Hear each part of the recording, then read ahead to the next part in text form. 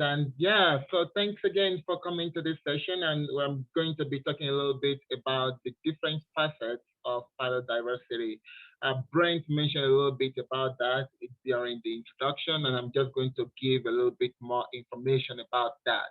So let's think about a given community of plants or animals or other organisms, and let's just pick three species in there or three taxa, or we can just assess the entire species richness in that particular community. But then we are only looking at those individuals that the resident taxa uh, that are currently present in that particular location.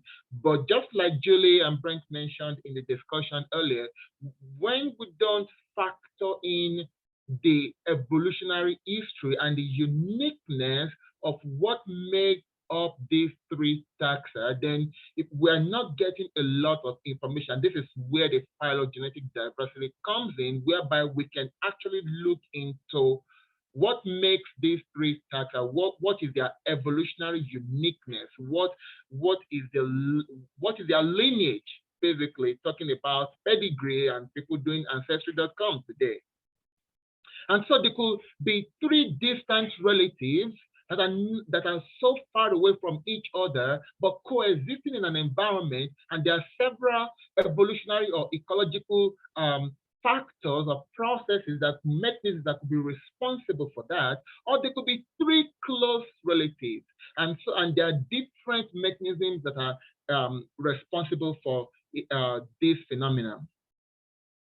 Also, when we look at those three taxa on the tree, for example, we could talk about the character divergence, like that is talking about mutations or nucleotide substitutions that that are associated with these three taxa. For example, in this hypothetical tree, we're looking at 625 different character changes or divergence along the history, the evolutionary history of those three taxa or terminals on that particular tree.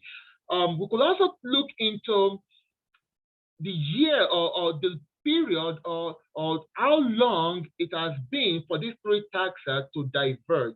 That is looking into back all the way down to the root of the tree, the amount of time it has taken for them to evolve and to persist to remain till this current period. And we can think of that as the survival time, the ecological experience that these taxa have gained over several climatic cycles and periods that they have experienced to date. We could also look at it in the the last image on the slide as to the different splits, the different diversification that occurred on the tree that resulted in these three different taxa, that hypothetical taxa that I'm referring to. And so these are different ways we can represent taxa on a tree to understand their evolutionary history and the uniqueness they have and the biological attributes that they contain that we can understand and investigate and use to understand what is going on in a particular area. And these three different ways of looking at it, of phylogeny and measuring phylodiversity are what is referred to as the facets. And so here we can see that divergence on the tree is what is reflected in what is called the phylogram, looking into different nucleotide substitutions or mutations along the history of this particular taxa on a tree, on a given tree. We could also look at it as to the time, the time it takes for them to, it takes for divergence and other evolutionary events that have taken place in those particular clades or taxa. Also, and that is what is referred to as the chronogram. And we could also look at it from the place of net speciation or diversification in those particular clades. And so think of a tree as a family tree or a pedigree in which it explains the evolutionary history and the uniqueness of each taxa in an area beyond what species data can only give to us. And so imagine if we don't have this kind of information, or if we don't incorporate this kind of information into research investigations, we are losing so much information in being able to make reliable inferences as to the principal activities or processes and patterns that are taking place in in a particular environment. And so we can measure PD, phylogenetic diversity, that Brent mentioned earlier, on the phylogram, or we could measure it on the chronogram or the cladogram. And this is a visual representation of the phylogenetic tree for the Californian flora that Brent mentioned earlier, that was used for that particular study that was published in Thornhill et al. 2017, looking at the different architecture of each of the phylogenetic trees, given what it is being used for, where the chronogram is a time-calibrated tree, and we have the phylogram based on nucleotide divergence molecular data, or the cladogram, which illustrates net speciation in the data being used. And so taking all these three together, this is really, really important, especially for conservation, simply because of the fact that when we think about phylogram, we are thinking it's not just about identifying areas that have this biodiversity hotspots, but when we think about phylogram, we're talking about the evolutionary history, the character changes, and what does that mean for conservation? It's a proxy for assessing underlying genetic diversity, on also talking about the ability of those clades to be able to evolve given changes in the environment, given global climatic change and other environmental pressures that taxa may be facing in the near or distant future.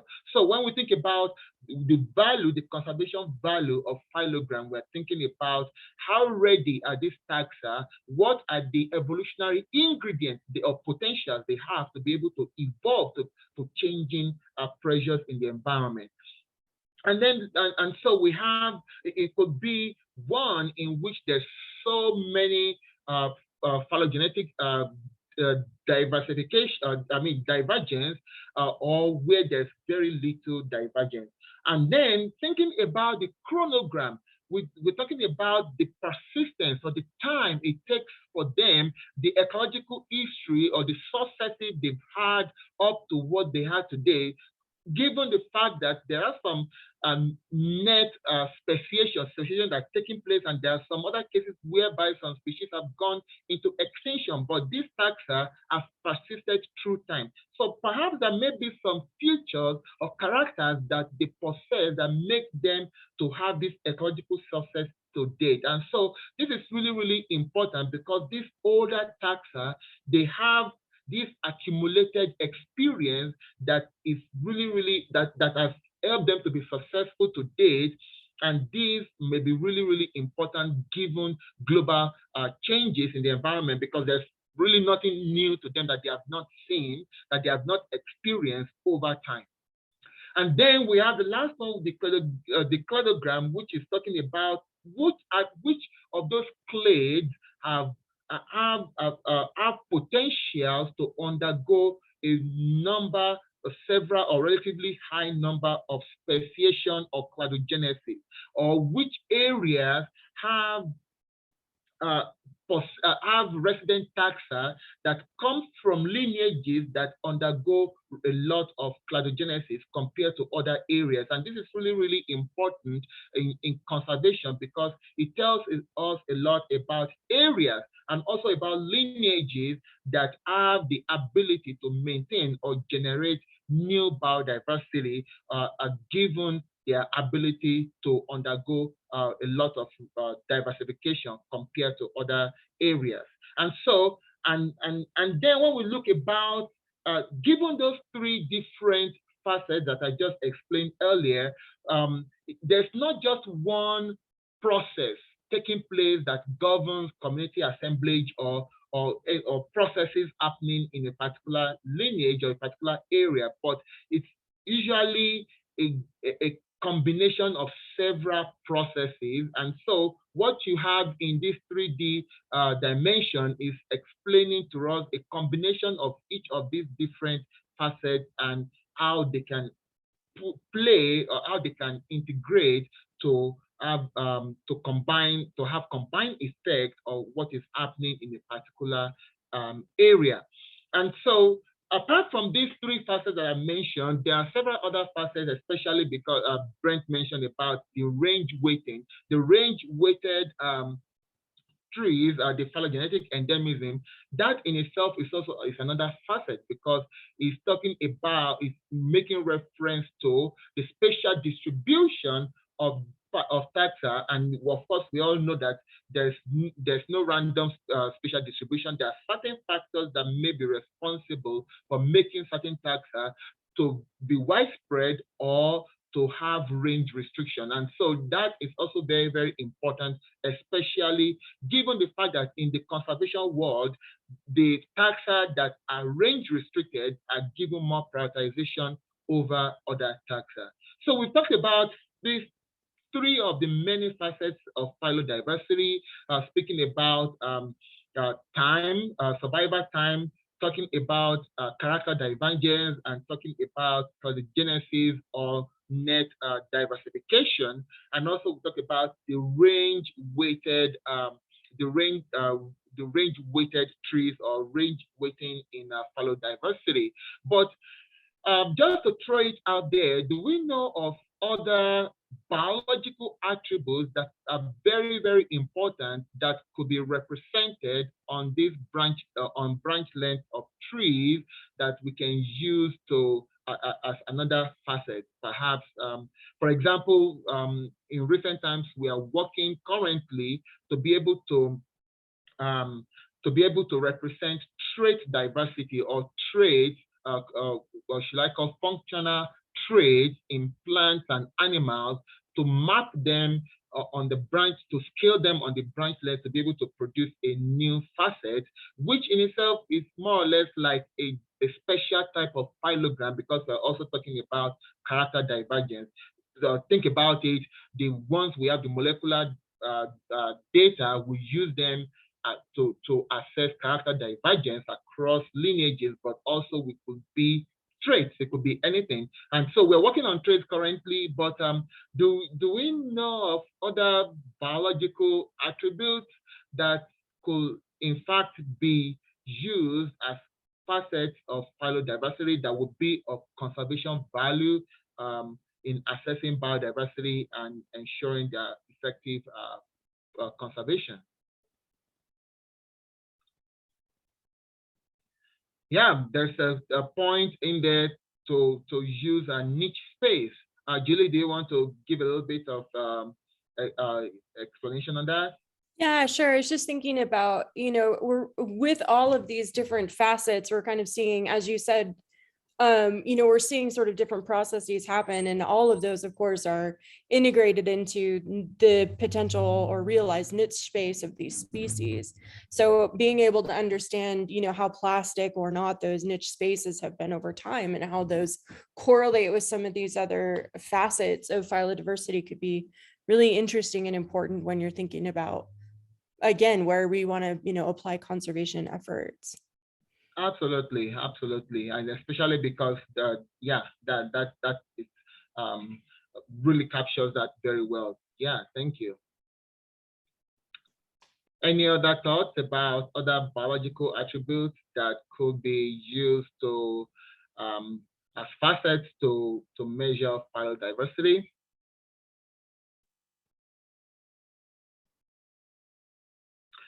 And also thinking about it too, since we have these different facets, and Mark is going to be giving some explanations about how they could be used for conservation prioritization very shortly.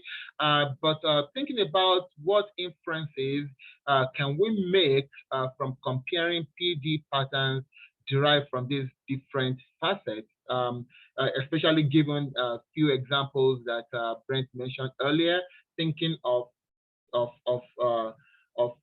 some paleoendemic taxa, but also that have paleoendemic in itself is thinking about the fact that they are range weighted, but they are also older lineages. So that is another interesting way we can look at it, in which we are combining chronogram and we're combining that with range weighting. And so there are several other ways in which we can look into different biological attributes that are represented by these facets and how they could be combined together to be able to make even more clearer inferences about processes happening on the landscape. Any other thoughts? Well, I think we're doing well with time.